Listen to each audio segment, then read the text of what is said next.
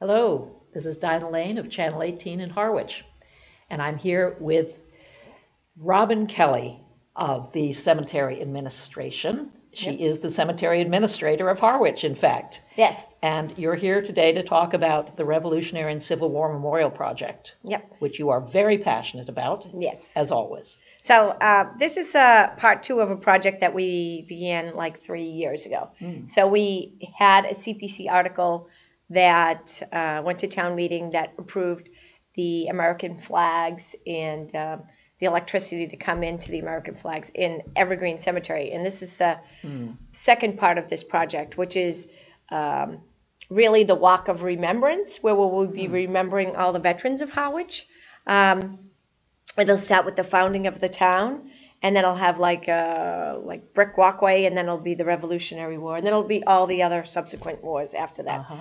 We are going to the CPC. These are going to be the two biggest memorials. We have the most veterans in the Revolutionary War and Civil War for the town, and our Revolutionary War veterans. We have 284 names. That is a lot of people. It is a lot of people. Wow. I've been working with a lot of people on this list for 3 years.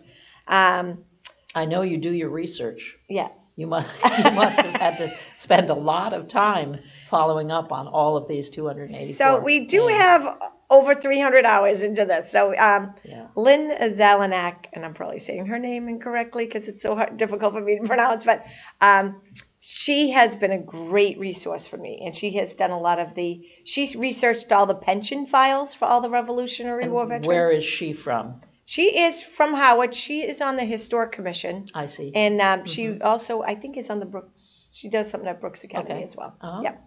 So she's been a good resource for you. Yes. So we've been passing lists back and forth. Duncan Berry has also been very instrumental in giving me a list of, because he is a member of the SAR, which is the Sons of the American Revolution. So we've been going back and forth between, quite a few people. Lynn had some people that she was working with.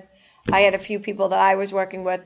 We did contact the surrounding abutting towns to get their Revolutionary War veterans. Some of them were, we didn't really know which town they were originally rolled in. So we had to do a lot of research to make sure that we had vetted where they all are. So the CPC article that we have submitted is on the CPC website if anyone wants to go there. And they're listed alphabetically. We have the Civil War veterans. We had to also list the people who had deserted because they cannot be on the memorial. And it was important that we had several people call and say that they knew that their ancestor was in the Civil War or the Revolutionary War, and why weren't they in this book? So then we went back and we put in the people who deserted, which you hate to do that, but it'll be clarification for them because they have photographic evidence that they were in, or at least in uniform. So in the book itself, we list what volume we got it from. So if anyone wanted to do research themselves and get more information, but we talked about in there what their rank was, their home of residence, how long they served, who they served under, and all that information, which they need to be on the memorial. So can you summarize what it is you are hoping to gain by doing this? What is the goal, other than just the fact that you have all this information? Okay. You are going to be building something, doing something at the cemeteries. So we are going to be, later we'll be inserting a photograph, which will be a set of memorials.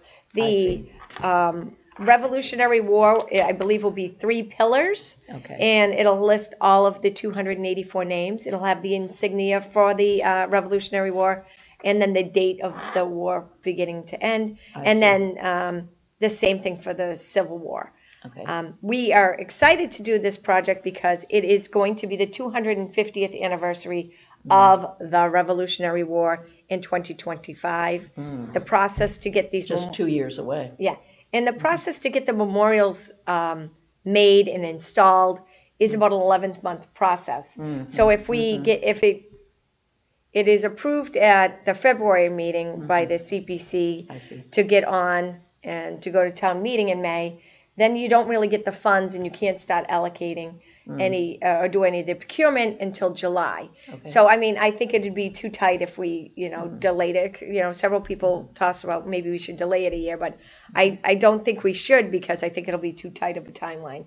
And there are so many events that are planned for that year. Yes, it would be great to have this as part of them. It would be, and I think this would be great for the students at the high school. We do a lot of outreach to the high school and middle and elementary schools for different cemeteries that we have for walking tours and stuff like that. And I think this would be a great thing for them to Project Citizen or something like that. Well, perhaps we can show this on the screen at some point. Yeah. But this does sound like a really, really important and exciting project.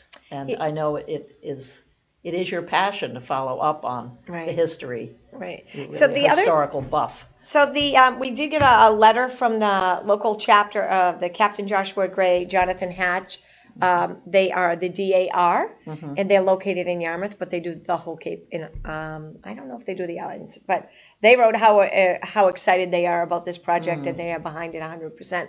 And they have of course, their members have been researching this with me as well. Okay. The other thing was very exciting that we were able to go before the Board of Selectmen to get a gift account set up.